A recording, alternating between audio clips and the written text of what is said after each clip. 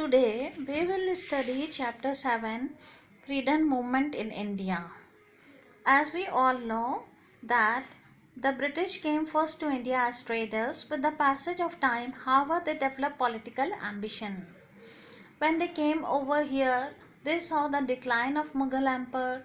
They found the Rajas fighting over here, so they developed political ambition. उनको यहाँ rule करने की जिज्ञासा या इच्छा होने लगी यहाँ की सर्कमस्टेंसेस देख के. There were small incidents in which people tried to throw away the Britishers, परंतु एक मेजर प्रयास 1857 में हुआ. The climax came in 1857 when different sections of Indian society combined in large parts of northern and central India in a bid to overthrow the British.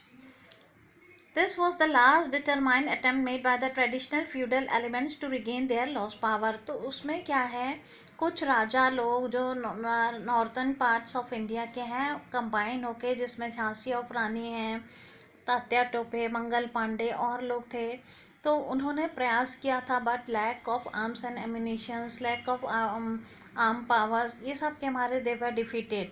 तो इस तरीके से क्या है, ब्रिटिशर्स लोगों का पूर्ण रूप से आधिपत्य स्थापित हो गया था. बट एक नेशनल कॉन्शियसनेस जो अराइज हुई थी 1857 में, तो people began to think that we should have our own policy, we should have our own organisation. एक ऑर्गेनाइजेशन होना चाहिए that should represent the Indian people. With the growth of national conscience in the years following 1857, धीरे धीरे people began to feel कि हमारे लिए भी कुछ होना चाहिए, और they wanted to make an organization. And finally, after long discussion and all these things, there was formation of Indian National Congress. So 1885 में Indian National Congress की स्थापना हुई, but it was again formed by a Britishers. He was a retired civil servant. So this was there was a little attempt that people of India, they felt that that they should also have some representation. And then came the first session of the Congress. It was held in Bombay, that time Bombay, and it was presided by W.C. Banerjee. He was the first president.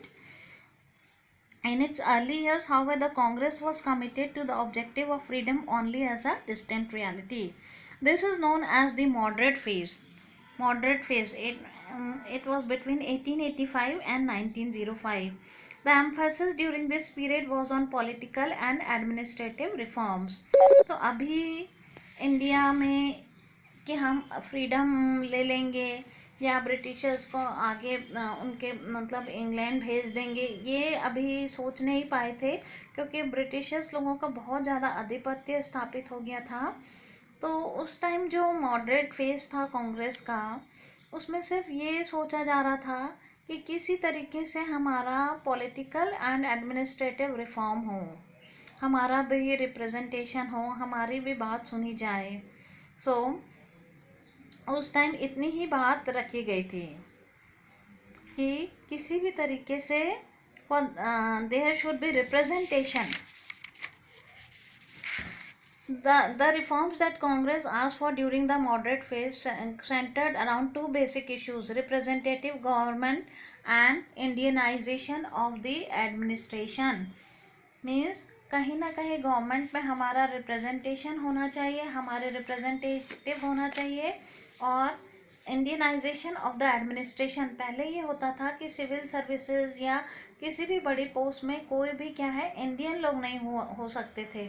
तो Indians जो थे, उन्होंने जो समिति बनाई थी, उसमें उन्होंने यही बात रखी कि there should be representative government and the Indianisation of the administration. It was argued that even with the best intentions, the British, being foreigners, could not understand the feelings and needs of the Indians. It was felt that Britishers could not represent India or understand the basic needs or requirement of Indian people, like the the Indian people used to feel for India. Right from the first session, therefore, the Congress started demanding that Indian must have the right to send their elected representative to the Supreme Provincial Legislative Councils. Of course, during its earlier series, the Congress demanded only a small measure of representation. जब कांग्रेस बनी थी तो एक small measure of representation की बात कही गई थी. धीरे धीरे dissatisfaction, however, was growing with the slow pace in the political activity. There emerged leaders like Lokmanya Bal Gangadhar Tilak, who asserted that something more than constitutional agitation was required. परंतु धीरे धीरे क्या है, एक एजिटेशन या एक विरोध जरूर पैदा हो रहा था. और उस time leaders like Lokmanya Bal Gangadhar तिलक, उनका क्या कहना था कि सिर्फ रिप्रेजेंटेशन से काम नहीं चलेगा. A handful of English educated person could achieve nothing. तो उनका ये कहना था कि सिर्फ कुछ ब्रिटिशर्स लोग हमको कंट्रोल कर रहे हैं और इससे कुछ नहीं होगा. उनका ये था self reliance more than faith in their rulers was what Indians needed. Self reliance, आप पर विश्वास, अपना रूल. तो he was the first person like agitation था और अपने आवाज़ को उन्होंने रखा. और he gave the slogan Swaraj is my birthright and I shall have it.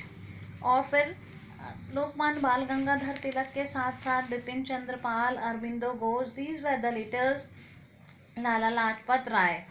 So nationalism now tended to become a kind of religion. और इस तरीके से इन लोगों की भावनाओं को जागृत किया, लोगों को हिम्मत दी. उसी टाइम गणेश फेस्टिवल का भी इन्होंने चालू किया था लोकमान्य बाल गंगाधर तिलक जी ने, ताकि लोग एकत्रित हो सकें. लोगों को आह्वान किया और एक स्वराज के प्रति लोगों को जागृत किया. उनको बहुत अच्छे से मालूम था कि तुरंत में उनको स्वराज नहीं मिलेगा, लेकिन उनका मानना था कि अगर मैं आज कोशिश करूँगा तो आने वाले जनरेशन के टाइम स्वराज मिलेगा.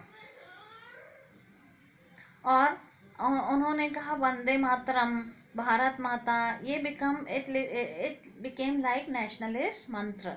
तो उस टाइम क्या है कि कांग्रेस का स्वरूप बदला और ये लोग आए और किसी तरीके से इन्होंने पूरी कोशिश की. People with such ideas were known as extremists as they could not be satisfied with moderate leadership of the Indian National Congress. तो इन लोगों को एक्सट्रीमिस्ट, अतिवादी की संज्ञा दी गई. और some of them like Aurobindo moved out to try the path of violent revolution और revolutionary terrorism to. कुछ लोगों ने वायलेंस को दिया और उनको क्रश कर दिया गया, किसी को जेल में डाल दिया गया. और इस तरीके से किसी को इस तरीके से उन लोगों को क्रश कर दिया गया. अब ब्रिटिशर्स देखे कि इंडिया में नेशनलिस्ट स्पिरिट ज़्यादा अराइज हो रही है और Bengal was the region where most of the people were educated. और वहीं पे क्या है, नेशनल कॉन्शियसनेस बहुत ज़्यादा थी. तो उन्होंने लॉर्ड कर्जन ने क्या किया, पार्टीशन ऑफ बंगाल कर दिया 1905 में.